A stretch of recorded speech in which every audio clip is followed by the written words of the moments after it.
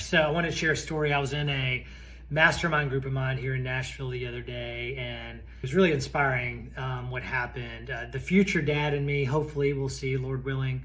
I got to hear from this young man whose father was in my mastermind group. And this kid was so respectful of his parents. You can tell they had a very close relationship growing up. Grew up in a family with a lot of wealth, but he still worked really, really hard.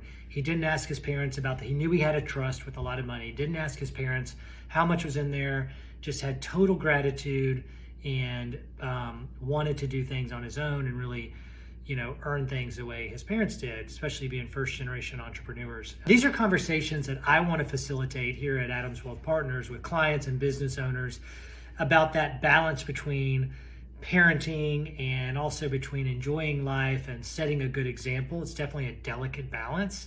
Like this dad and son, they got out there together and they talked about how even at a young age, dad encouraged his son to help feed the homeless with the family, and they did activities like that. And also, when his son turned 16, he knew that the family had a ton of money and a lot of his friends got a really, really fancy cars, but he got a truck, but it wasn't a super nice truck, but it was safe and it was, drove well and all that. And the son really was thankful and grateful for it and all that. So that was really cool. And then also they talked about how the dad, got out there and talked about how he was able to stay really strict with his son from a parenting perspective when needed, but they were always friends, and now they're even best friends. And so that's really cool.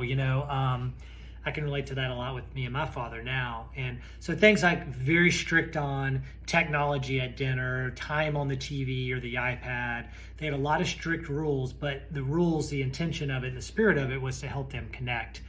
And so they both really appreciated that. And then at 16, the son getting a stock account and having to meet with the dad's wealth managers and financial advisors to learn how it works and to really learn about money. Finding ways with your kids on how to partner with your kids versus having them necessarily just work for you.